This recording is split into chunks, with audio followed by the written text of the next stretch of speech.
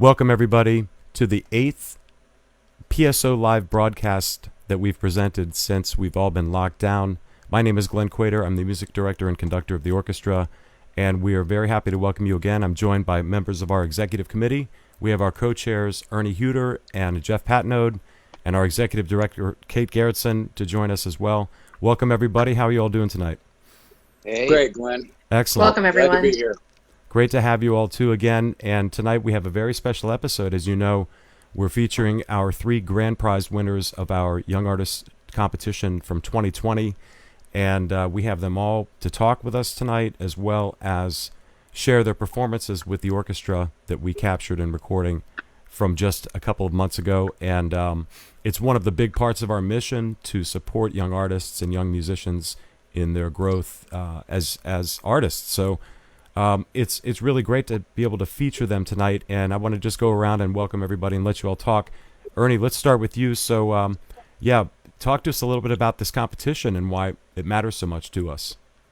Well, it's really the heart and soul of what the PSO is all about.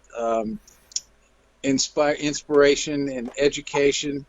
This competition's open to 11 counties, students in 11 counties, and they must be 19 years or younger when they compete. So they apply, and then they audition, and the 3 finalists are chosen. The 3 ladies that are playing in this concert, which was our last live concert before our lockdown period. Yes, it was. But Abigail and Casey and Jennifer are very, very talented. It's great to see them on stage. Mm-hmm. I always think about what I was doing when I was their age, and it wasn't that. Right. My talent was not quite there. And we also have a wonderful art contest that accompanies this. Yes. So we want to we reward scholarship money for the winners, and that money has been doubled by the Phillip A. Hughes Foundation, and we're very grateful for that. Right. So it's very inspiring to me, and I'll let Jeff pick up here and tell you his thoughts on what this means to us and to him. Thanks, Ernie. I've always been a devoted audience member of From the Top, the public radio program on Sunday evenings, and in listening to the incredible artists on that program, who are all anywhere from 10 to 17 years old, I used to be just in awe of the ability and talent of those young people, those young performers. And when I moved to Warrenton and discovered PSO and the incredible orchestra we have in just our own little town, and then to discover this contest Mm-hmm. of those 13, 14, 15-year-old brilliant artists right on our own stage, it was just like a dream come true. Right. Right. So in my 40 years of work on helping humans become optimal in their potential, right in front of our very eyes are these incredible talents that just dazzle us with their ability to memorize and to perform. Right. So it's such an honor to sit in the audience, to listen to them, and to hear them tonight. Yeah, it really is something. When you close your eyes, you would never know that they're just in high school. It's hard to believe. Yeah. It really Never. is. Yeah. Well, thank you, Jeff and Ernie, both of you. We've had a great time always whenever we bring in these young artists to work with the orchestra. We get to know them a little bit, and some of them we've known for many years. They come back, they recompete, and we have a couple of those people here tonight. Also, they really bring such a, I don't know, it helps me, it helps keep me honest as a musician when I see young musicians working so hard. Do you know what I mean? We get a little complacent when we get older, and when we see the fire in these players, it's just really inspiring to us as well. So I'm really very happy to have them on tonight. So Kate, talk to us a little bit about what's been going on, all things PSO. Well, we all miss performing, and just that realization that this was our last live concert before the lockdown, Yeah. I think I was thinking about that earlier today, and I didn't realize how hard that was hitting me to Yeah. realize that that was the last time we were all on stage. So hearing this music again brings back a lot of beautiful memories, but then it's a little bittersweet. Yeah. But, I think what keeps me going, reminding myself of this particular concert, is the fact that we get to meet so many talented young players through this program, and that reminds me that there's always hope. Right. Because we get these, 14, 15, 16-year-old kids coming in, and they're able to hold their own on stage in front of that huge audience, Right. along with the orchestra. They're performing as soloists. You can tell that they're listening, they're communicating with the orchestra. And you know what? Everything's going to be okay, because we've got kids like that who are so passionate about music, and they work so hard Yeah. that we might be on a pause right now, but it's coming back, because Oh, yeah. the future is strong, Right. and that's what the students remind us, I think. That's what I take away from this experience, from being in the orchestra, through the rehearsals with these players, through the concert. It's my favorite concert every single year, without a doubt, no question. Yeah. I don't care what the material is. It's so powerful to witness these performances. Yeah. Agreed. And, I don't think people know how the structure is of the competition, but we arrived at these three finalists by way of a semifinal round that happens in November. So we'll have a number of people come perform live with piano before a set of judges, and from there, these three are selected. So it's pretty stringent competition just to get to this point.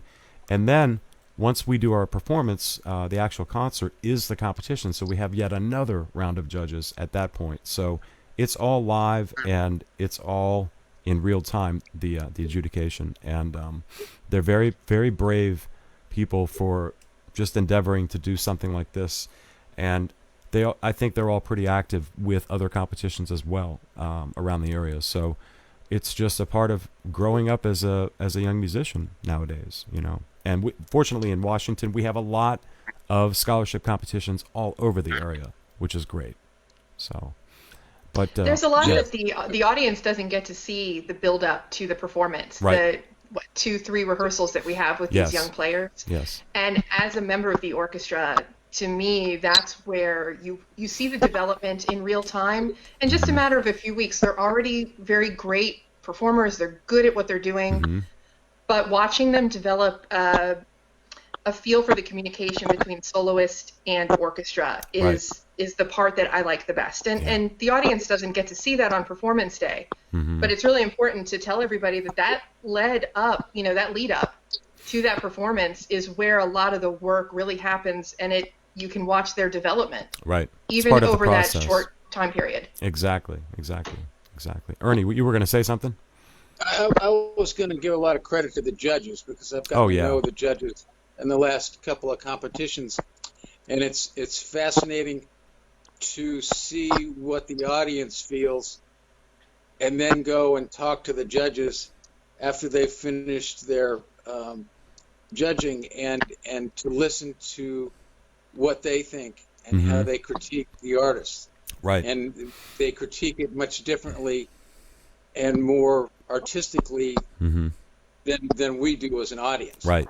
So I find that very fascinating as well. Yeah, it's a job that none of us would want to have in that particular competition, and we always wonder, oh my gosh, what are the judges going to think? What are the judges going to... And they're usually right on the money, aren't they? All the time. Yeah, very much so. Yeah. Well, another part of this concert that we're not talking as much about tonight, but we will in another episode, is the component of our student art contest. And I'll give you a little bit of background on that. Back when I first started with PSO in 2005, I reached out to our great friend Carol Hertz to see if she would help with putting together and building this student art contest for students around the county and around the state. And she and I worked together and built this several years back, and now we've named the contest after her because she administered it for so long. And we have this just amazing collection of student art from the last 15 years that hopefully one day we can showcase. But In the two bookends of our broadcast tonight, we have two movements from Prokofiev's Romeo and Juliet suites, and we'll start off with one of the movements, the Montagues and Capulets, and that's again what the art contest was based on, was the story of Romeo and Juliet. So the artwork that you'll see projected above the orchestra is just some of the artwork that is submitted to us, and we have judges as well for that. It is adjudicated, and we pick winners for several divisions with the art contest. So it's a big children's concert. It's all about young people, art and youth, and visual art and performance, and the talent that we're going to hear tonight. So a really, really great concert for us, I think. And that art is coming from grade school, middle school, and high school students. So That's right. You can see the graduated change in their talent. Yeah, which is just quite exquisite. Exactly. Well, it's a great concert for us, and I'm excited to bring them on. Any last words before we move into the first little segment of Romeo and Juliet? Thanks for all you're doing, Glenn. Oh, you're welcome. It's my pleasure. Of course. You and Kate have done a beautiful job in putting this together for 2 months.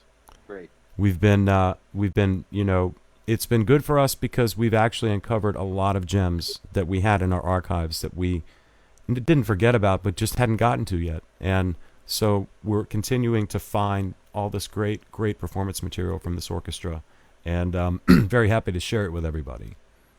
Definitely. Let us know when you get down to Count Basie. Okay.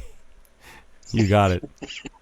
All right, folks. With that, let's go ahead and move now into one of the movements from one of the Romeo and Juliet suites by Prokofiev. This is the Montagues and Capulets.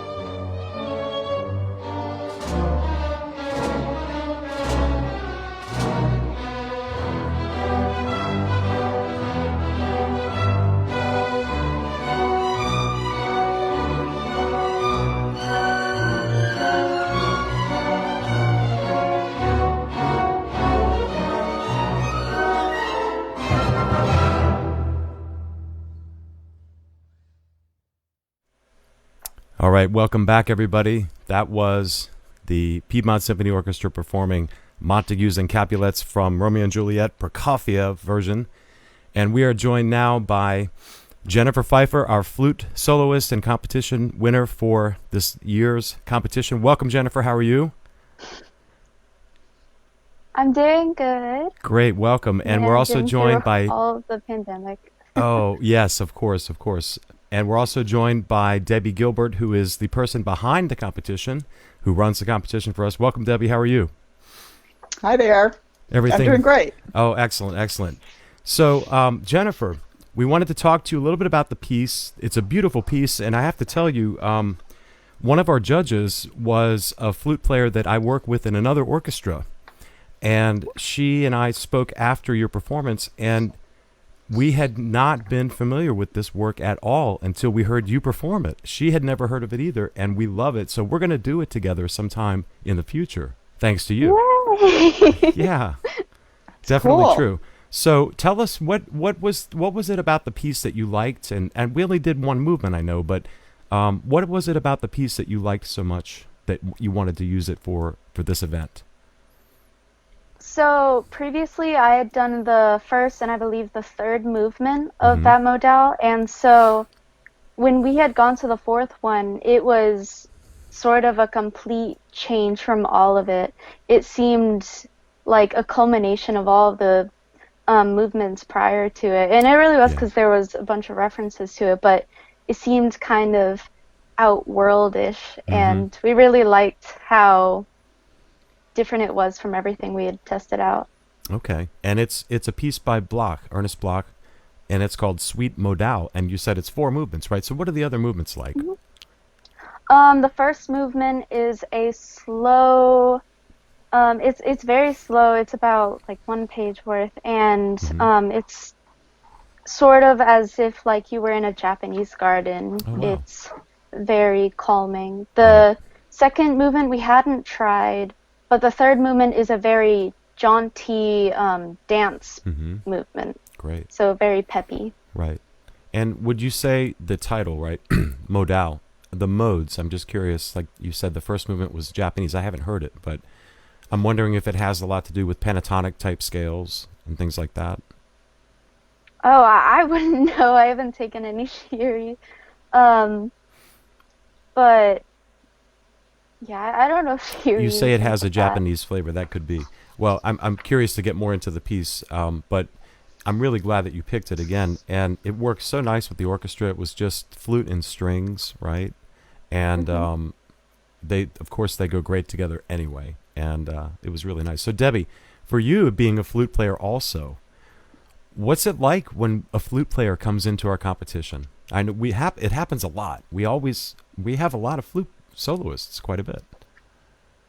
Yeah, it's great because, I've had some of my students perform, and of course, Jennifer is a student of our piccolo player, Louisa Lowe, Right. so that's nice to have that connection there. And I love it. Of course, I'm obviously love flute music and love the pieces that are available for flute. It's really nice, though, to have a piece that's just flute and strings like Jennifer chose, because then you're not kind of fighting with the brass and all the other instruments when you're playing flute. So tough. I love it. Well, Debbie, you've played this piece and you teach it. Is that right? So you have experience with it? Yes. I was familiar with the piece. I played it and taught it to my students. And there were a couple of years ago that it was actually on at a competition. And Jennifer, you might have auditioned for that same thing, because I know a couple of my students did. They had to play a couple of movements for an audition, and it was on the audition list. It's not as well known in the flute repertoire, and I'm not surprised that Paula didn't know it, but it's not as well known as a lot of the other works. So that's kind of nice to have something different. Absolutely. Yeah. We had a piece planned for our June concert this year, and it was another Bloch Concerto Grosso No. 2. And his string writing is pretty well known, but again, the solo repertoire like this. Another piece, Debbie, that you performed with us is the Suite Antique by John Rutter. And that, again, another gem, right? Just beautiful music. I love it. Yeah. We have a recording, I'm sure, pieces. of that. I'm pretty sure we have that recording. It's another piece we should bring back. And Jennifer, Oh, you I'd love to haven't do it played it. again. You should look at that piece. It's really, really great. It's a neat neoclassical kind of jazz influenced short suite, and the flute part is great, and the orchestra part is great too. It's a great accompaniment. It's a lot of fun. A lot of fun. Yeah. But It has harpsichord in it, harpsichord too, in Yeah. it, which is cool. Yeah, really neat. Well, I tell you, Debbie, we can't thank you enough for all the work that you've done for so long on this competition and keeping this flow of young talent coming to us. We have so many stories about where some of these students have gone after graduating high school and going into music school and then further beyond that. And Jennifer, you're a junior, correct? Mm-hmm. So you have another year, and I hope that you'll come back again and play with us. That would be wonderful. It'd be great to have you back. Certainly, you should come back and do this competition again. There's no reason not to, right?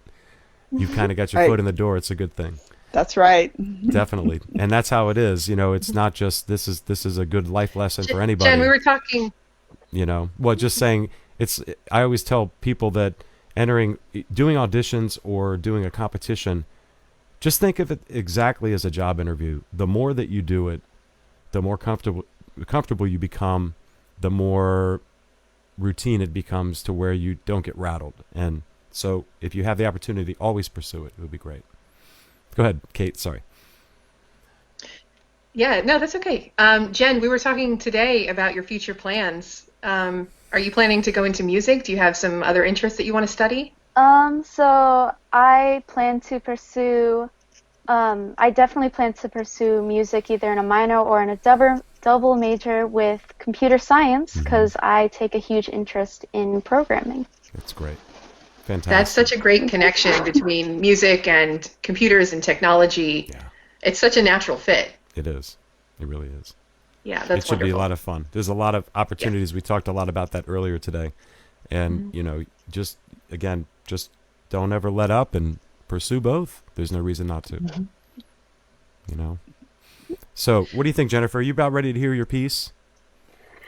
As ready as I can be. You haven't heard it yet? I know nobody has heard any of these tracks tonight, by the way. Everything except for the Schumann Cello Concerto, which we had on our telethon, our Give Local telethon. But the rest of this is all fresh material. So if you don't have anything else, y'all, if you'd like to say one more thing before we go, we're going to go right into this wonderful performance of Jennifer Fieffer doing. It's the finale of the Suite Modal by Ernest Bloch. What do you think? Are we ready? Absolutely. Let's do Thanks it. so Push much the for button. coming on, Jennifer. Thank you, Debbie. Thank you, Kate. Thank you. All right, Thank here we you. go, Yes. folks. Ladies and gentlemen, presenting Jennifer Fieffer.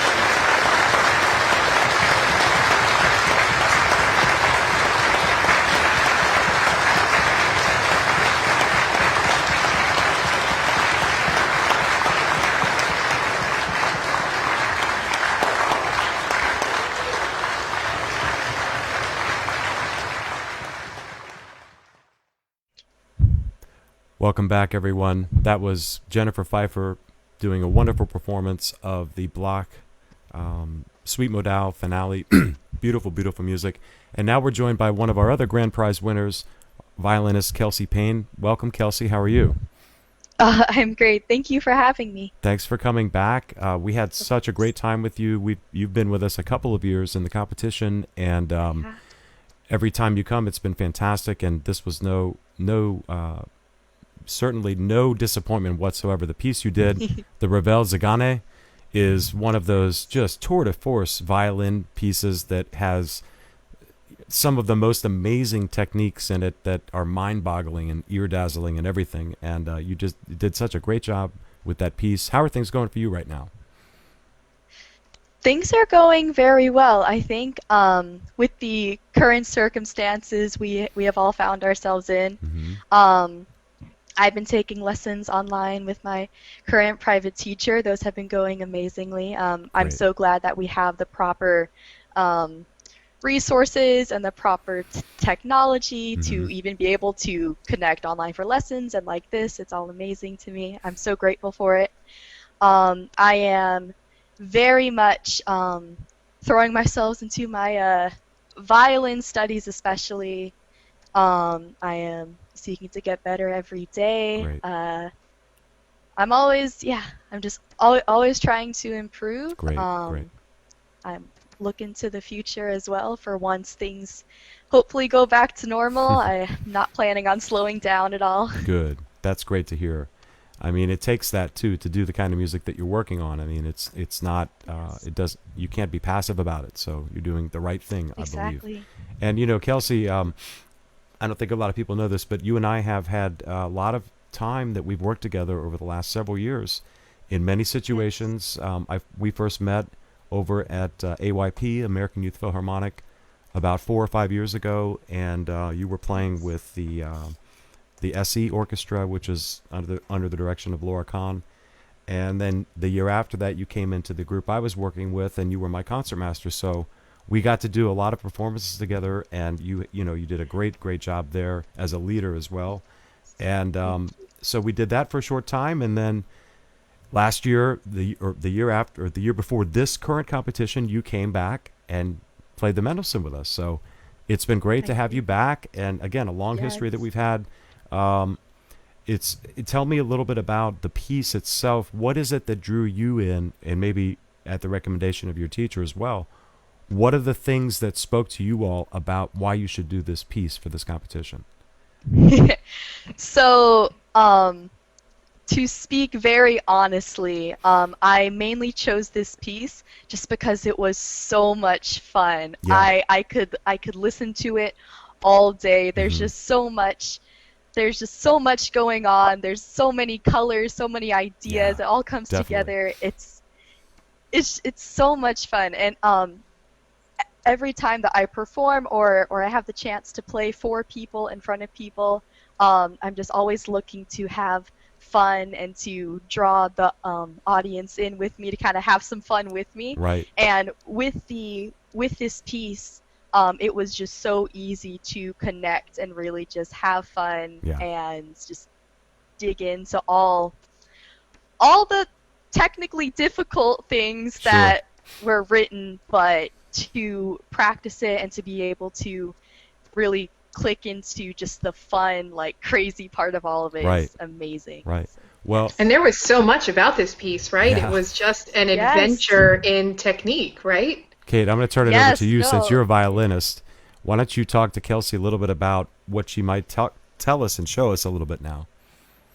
Well, yeah, I mean, you're going to do a little bit of demonstration for the audience about some of the techniques, but I mean, as a fellow violinist, not anywhere near your level, it's so impressive that you're able to, manage all those different techniques in one piece. And I remember when you performed that, I remember thinking that it was the perfect piece for you because it really fit your personality, it fit your performance personality. It's a showcase piece. I've loved the piece for years, and your performance was simply phenomenal. So are you able to demonstrate some of the techniques that we're talking about? Because I think there's so many unique aspects of this piece. There we go. that fly Yes, by. it has everything you could ever want, technically. Right. So honestly, for the technical aspect, you can find everything in like the first 4 minutes of the piece, which is in the cadenza. Right. Let's see. To start, there's lots of uses of the sul. So there's tons of sul G. I can demonstrate for the very beginning, it's like the first minute where it goes all on sul G, and it's so amazing.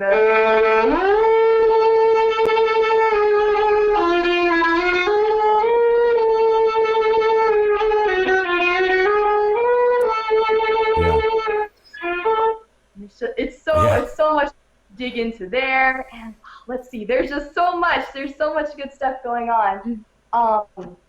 There's the use of not only false harmonics but normal harmonics. One of my favorite parts of the piece, there's this beautiful harp solo, and I'm playing the kind of main melody with the harp. It goes. Oh yeah. And then it switches to the false harmonics. It's so much fun.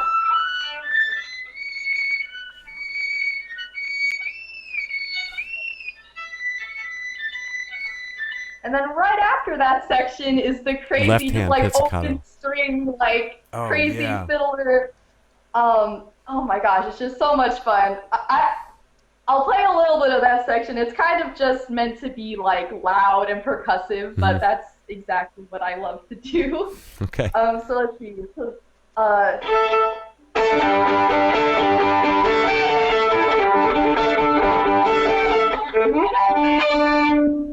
How about the left-hand pizzicato stuff? Oh man, the left-hand pizzicato. This is neat. Yeah, definitely that part. A lot of time with my teacher, really trying to nail it down. There's one of my favorite sections of that piece. Where it swaps from the right-hand pizzicato and then left-hand pizzicato as well.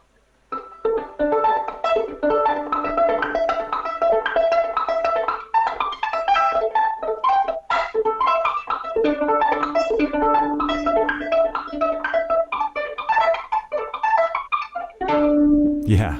There you go. Just yet another one of the calisthenics required for a piece like this on violin. Amazing. Well, and those harmonics require such precise placement, and if you're off by a little bit, it's not going to sound. So to be able to accomplish that, I mean, to me, that seems like one of the most challenging parts of the piece. But actually, yes, I would agree for sure. It happens a lot too. While there is it's fast. Yes. you better have your fingers knowing right where they need to go, or it's not going to sound. Yes. So do you ever find that if there was lots of slow practicing just to really nail it down, to make sure that once we did get up to speed, I was there. Muscle memory will serve you, and you know where to go, right? Have you ever tried spraying your fingertips with WD-40?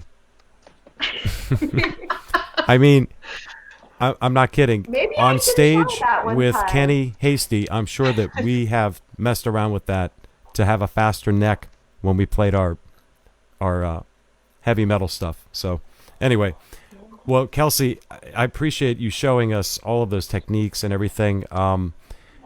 If you want to get your headset back on, we can talk a little bit more. Yes. But so the piece now it's by Ravel, which is kind of interesting too, because it's not the kind of Ravel that we're all used to hearing, right? But there's so much more that is just symphonic or choral or whatever, and we don't get to hear this fire that much in Ravel's music, and it's such a cool piece. So now, Kelsey, you just graduated high school, correct? You did, right? Excellent. Congratulations. I'm sorry. Congratulations. You just graduated? Thank you. Yes, congratulations. Yes, I did. Yes, And thank you. So what's next for you? What are your future plans now? Yes. So the future plans, definitely taking it 1 year at a time. This fall, I'm going to be attending either in person or online. We don't know yet. The University of Mary Washington for a double major in music and computer science. Great. It'll probably take 5 years if I stay at UMW. I'm very open to being at UMW for a few years. If I get an offer to go somewhere else, I will definitely take it. Since the whole plan is to take 5 years to just get the degree for the STEM degree under my belt so I can have it and keep it with me, but I'm going to still be going after music. Great. Full throttle. I am going to be staying with my teacher, doing as many summer festivals or like anything I can find just to keep getting better and better, so that maybe once I graduate from UMW or if I go somewhere else, I'm just getting more and more experience, more and more stuff to keep under my belt. And so now you it'll be fun. You actually did get accepted to Aspen this summer, didn't you? I did get accepted into the Aspen Festival. Yes. It was unfortunately closed down due to the COVID pandemic. There's not much we can do about that. Yes. I'll definitely try out again for next year's season. I had tried out for Aspen as well as the Bowdoin Festival and the Heifetz Institute. I had gotten on the wait list for both of those as well. Great. And yeah, I'll definitely try out for those 3 for next summer. I'll probably try to find more things to try out for as well. Good. Yeah. Good. Well, I tell you what, if you do any more performances like the one you did with us, you're not going to have any problem. It was really, really great. And thank you so Kate, much. is there anything else that we want to say? Because I would really love for everyone to hear this great, great piece that Kelsey played for us. You know, I guess the last thing I want to say is, you know, being a member of the orchestra for both of your appearances with us in the Young Artist Competition, it's been a privilege to watch you develop as a performer and to perform on the same stage as you. So I'm really glad that you're continuing with music, obviously, but that also you're bringing that computer science component in, because that music technology link is so amazing, and it's just going to get cooler and cooler. So I think you're set up really well for a great future. Yeah. Thank you so much. I appreciate that. Thanks, Kelsey. Well, listen, folks, let's move right into this great, great performance featuring Kelsey Payne. This is the Ravel Zagane. Please enjoy.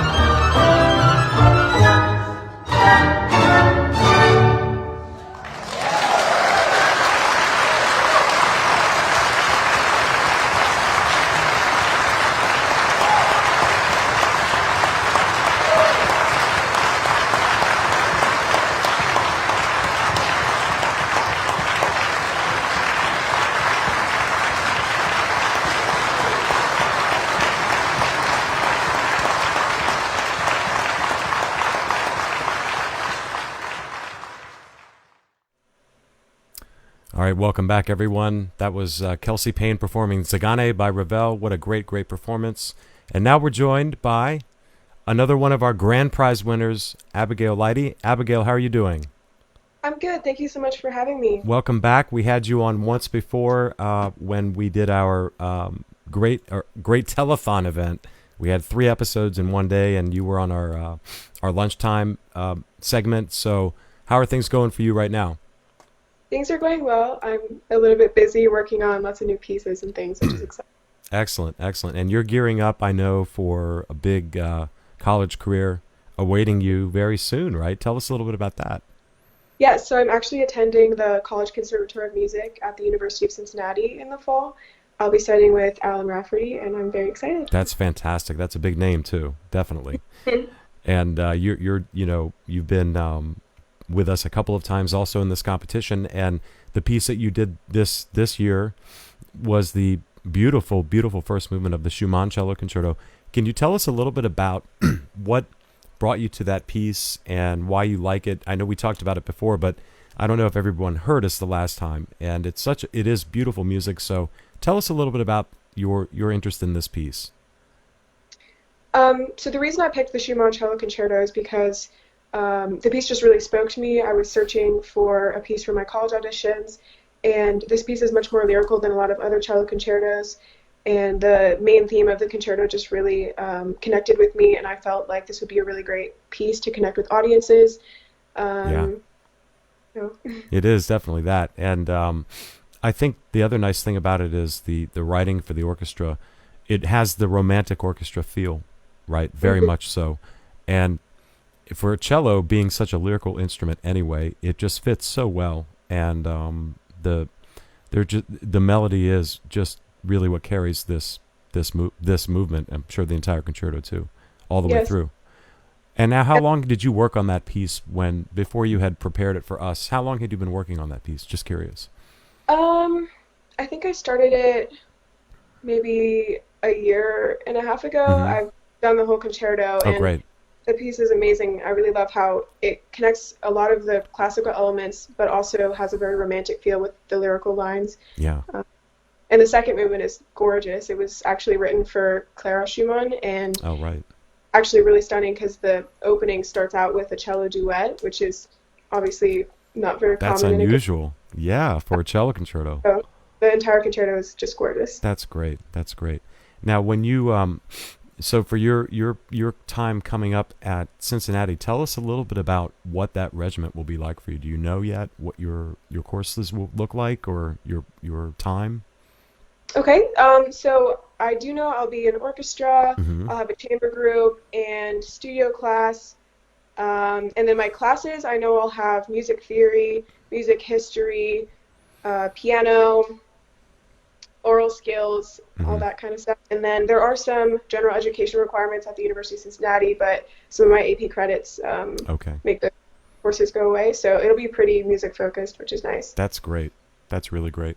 And, Abigail and I have a history a little bit outside of PSO, too, with the competition. We did one honors orchestra together, a year and a half ago? Yes. And it was great because I walked in and there you were sitting in the first chair, and I thought, oh, this will be easy, right? And we had this one piece, if you remember, that had a cello solo in it, really nice solo, right? But it was written in a pretty easy playable range, and it didn't really speak out above the orchestra. So I asked you to play it up an octave. Remember? Yeah, that was really fun. Another Quater moment where, even with students, I do the same thing where I say, what do you think about playing this up an octave instead of the way it's written? Right the day of the performance or close to it. But you did that, and it did work better, didn't it? It was so much nicer. So beautiful. It gave you something to do. Video again. I have a video of the whole Do you? I would love to see that. Well, we rewrote the arranger's writing. I apologize, whoever that was on that piece, but it really did work because we had a capable cellist who could play it up an octave, and it really did sing above the orchestra. But that's just one of the funny stories that we have outside of the seriousness of this competition, right? And that was great fun that whole weekend. So, but Kate, tell us a little bit more about, the Phillip Hughes connection to this is very, very important. Actually, we tried to get Michael Hughes on the show tonight, but he was unfortunately not available. His son, Phillip Hughes, had passed away many years ago, and the family started a foundation in his honor called the Phillip A. Hughes Foundation, and they obviously are closely connected with PSO because Mr. Hughes is the founding conductor of the PSO. Yeah. We owe where we are right now. We would not be here if it wasn't for him. So that connection again is coming into play through the Phillip Hughes Foundation, where they matched our scholarship awards this year, and they pledged to continue to do that. Which, in terms of drawing talent to our competition and really being able to provide scholarship funds that are more substantial to the winners, to our finalists, is something that's very important to continue this program to be as successful as it has been over the years. So it's really pushed us up to another level in terms of our draw, basically. And, and also to be able to give that money to well-deserving, talented performers like yourself is just so rewarding just in and of itself, because we know you're going to take that scholarship money and use it to further a musical education. And we're so proud to be a part of that journey, even if it's just a little stop along the way. It is so cool to see you go off into the world and pursue music and be supporting of that. Yeah, definitely. I'm so grateful for everything that PSO has done for me, both in this competition and also 2 years ago when I performed. Yes, you performed with us before. It was 2 years ago? Yes, it was. Was that the Lalo concerto? Yes, it was. Yeah, another great piece. Great music that you bring all the time. And you came in, were you second or third in that competition? Third. And then you came back, for those who may not know, you took the top prize this time in the competition. Yes. And as a player in the orchestra, I remember thinking there was no doubt in my mind after your performance that you would take that top slot, which was pretty cool. So yeah, and Abigail, the thing is too, the reason that organizations like the Piedmont Symphony and other great orchestras out there that have competitions or scholarship prizes for students like yourself. When I was growing up, I got a few scholarships along the way, just like what you're doing. I did some competitions. I won some things before I went to college. And financially, of course, they helped, but it was more about kind of reaffirming, why am I going to pursue what I'm going to do? Yes, I am going to do this because somebody else thinks I'm doing the right thing too. So as you gain these, before you've done this a lot, I know, in other places, now that you've got some things in your crown, so to speak, some gems that you can put in your crown before you go to college, it's, again, remember that as your inspiration to yourself, that you did that, okay? That you did that before anybody else knew who you were at Cincinnati. You were Abigail, so don't forget that, all right? Seriously. Yeah. But no, it was great, really great working with you, and we know we're going to hear great things about you as you go off to school and come back. And as for all of our Young Artist Competition members, that we always invite them anytime you're here for the holidays in December, or if you're here back from school in May, if you want to play on our June concert, please come join us. We always do fun things in both of those concerts, so anytime, the door is always open. Yes, of course. I would love to come back and play with the PSO. It'd be great. It'd be a lot of fun. So what do you think? Are we ready to share your wonderful playing with our audience? I think so. Yeah? Yeah, let's do it. Let's do that. So, folks, this is Abigail Leidy performing the first movement of the Schumann Cello Concerto with the PSO back in February of this year. And again, it was sadly our last live performance that we've all done together. So we're glad that you were there with us, Abigail, and all of our other soloists as well, and of course the entire orchestra. So with that, we'll move into that piece, and we'll come back one more time to close out the evening tonight. Once again, the amazing talent of Abigail. Here we go.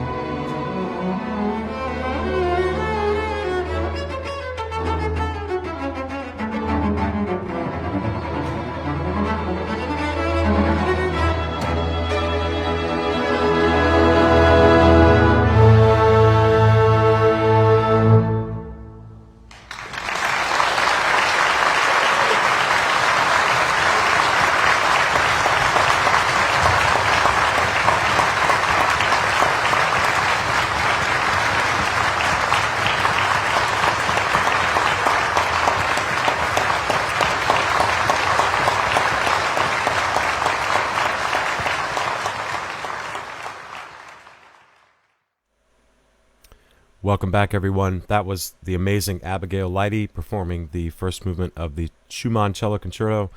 Boy, what a night of three amazing, talented young musicians, right, Kate?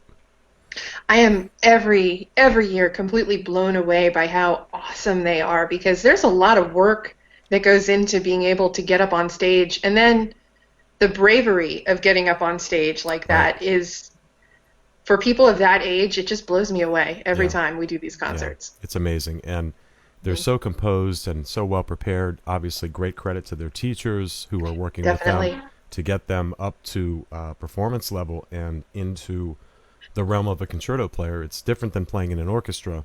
Going out in front and being a soloist requires a whole different approach than sitting in an ensemble, and they're all doing such a great job with that effort. And let's talk a little bit about the scholarship that we do have. The PSO's had this competition for a very long time, and it's always been an attractive cash prize for the three winners. And this year, we were matched by, as you mentioned, the Phillip Hughes Foundation in honor of Michael Hughes' son, Phillip, who passed away a few years back. And Michael, of course, is our founding conductor of PSO, and we're very, very close to him still. He is a regular on stage with us, and very much a part of the fabric of our current day operations of PSO, even now. So we're very very grateful for their generous contribution towards the scholarship. And so those numbers that work out for these soloists is our third place winner gets $1,000 scholarship. Second place gets $1,500, and our grand prize winner gets $3,000 scholarship. That's not any small change there.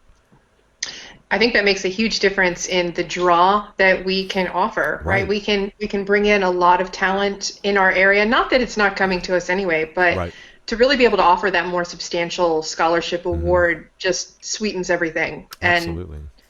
And it helps us to support their music endeavors, because that's really what this is all about. It's not so much about getting the best players on our stage, although we do work very hard to do that, but to help them to fund a musical education as they move forward is something that I think we're all very honored to be able to be part of. And definitely. Thank you to our founding conductor emeritus, Michael Hughes, and the Phillip A. Hughes Foundation. We posted a link in the comments, so if anyone wants to check out that foundation, it's certainly worthwhile going to take a look at all the good that they do in terms of helping musicians realize their potential and support them along that journey, because that doesn't end here. They're going to continue on to school, to college, to conservatory, and that requires money, it requires time, and if we're able to support them financially at least a little bit, then we're giving them that that extra cushion and boost to move forward with their musical careers. Absolutely. And I want to give a huge shout out also to the players in the orchestra. We have on this concert we have three different soloists with the orchestra, and if you have ever accompanied a soloist before, it's always it's a delicate balance between following and leading with the soloist. And our orchestra is so versatile and so adept at playing with so many different types of soloists, and not just our young artist competition, but also some of the regular soloists that we bring in, all of our vocal soloists and everything. And PSO is such a great accompanying group, and I just wanted to shout out and tell everybody that that's unique. It's not something that every ensemble is forced to do that often, or is very adept at on a regular basis. And PSO definitely meets that challenge all the time. So you guys do great on these recordings with all of these students, and you switch gears so easily. And I just want to say it's great playing, really great playing. Yeah, it's all about communication. I mean, doesn't everything kind of come down to that? And it's the communication between the soloist and the orchestra, and the fact that PSO has this innate ability to listen. And you don't see that in many groups, as strongly as you do with PSO. So that is absolutely a credit to the players. Absolutely. And it's wonderful to be able to be part of that. I know that we do a lot of performances with soloists, probably more than anywhere else that I work. We always have guests all the time. So, again, it's a credit to the versatility of the ensemble and giving these young artists their best so that they can do their best in the competition as well. And I think we heard that in the performances tonight for sure. Yes. And, I think that it's very fitting that, it's bittersweet, of course, that this was our last real performance before all this hit. But, it's kind of fitting that it was this concert, because I feel like if we had, if this had come earlier and we missed out on this performance opportunity, that would have hurt and stung a lot more than it already does. Because, like I said before, I look forward to this concert every single year. It is always an adventure. And, seeing players come back and compete again is so special too. So it's really great that for PSO, this was our last concert before this hiatus, and we will be back again, of course. But for that to be our last one before the break is really great, because that embodies everything that PSO is all about. It's the educational component, the outreach, the helping young players get further along in their career. And as I'm watching these videos, I'm looking at all the members of the orchestra who are high school students, or college students, and I'm also looking at our other members who started with PSO when they were in high school, and now they're teachers in the county, and they're back, and they're professionals, and they're back. And those full circle moments, again, Abby coming in and winning this year after she had competed before. All of those full circle moments are the ones that I have to remind myself about. When I start to, get into that dark place of not being able to perform, it's okay, because we'll be back again, and it's all about those full circle moments that we keep going. Exactly. And in that vein, I'm going to go ahead and post a link. Our patrons, our fans, have been so generous in donating to keep us going, to keep PSO strong. And I'm going to post the link again. We are still collecting donations for our Save the Music Fund. That is an ongoing effort, because as long as things are shut down, there's going to be a need to support our players and our cause. So for anyone out there who's able to support us financially, the link will be posted. But, really at the end of the day, the most value that I think we get out of these weekly shows is seeing everyone tuning in and supporting us from a, being their perspective. And that has so much value as well. Yeah, absolutely. Well, again, it is bittersweet for us. When I was finishing putting the final stages on this show today, it hit me. I was like, wait a minute, all of this music is from February, our concert that we just did, and we hadn't really seen a lot of it yet. Obviously, the footage. No, we hadn't yet. So so new. It kind of hit me that this was the last performance. So it's great that all of the music on tonight's show is from that performance. We didn't have to pull anything from anywhere else. So it's good to share that with everybody, just to kind of get a snapshot of what we were up to right before the wave. We had of so much momentum, our shutdown. Right? Yeah, we had a lot of momentum going, but we'll be back in strong force, no doubt.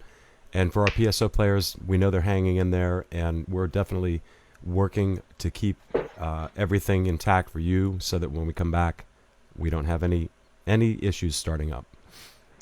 And I think before we go to this last track, I think we can give everyone a little bit of a teaser about what's coming up, because we are still going strong with these Tuesday night live streams. Right. And we do have our next 2 weeks are already ready to go. We have Carlos Rodriguez coming in, and we're going to revisit his concert, The Spice of Life. Yes. What a phenomenal performer he is. It is fun. Oh my God. So and then probably our greatest friends so far in terms of collaboration, I would say, has to be the Reston Chorale, because we have done so many things with them, whether it's PSO players going to be in their chamber group to support their choral performances, or bringing the rock band to work with them, bringing them in on Beethoven 9. I mean, that was the start, really. I mean, so many amazing encounters with them and collaborations. So it's only fitting that we're going to have a spectacular show highlighting that relationship. Yeah. So the next 2 weeks will be a lot of fun with Carlos next week. It's definitely one of those nights you may want to get out your Cinco de Mayo celebration gear.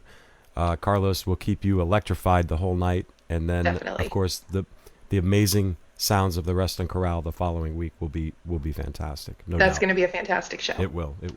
Yeah, it's going to be great. What a great night.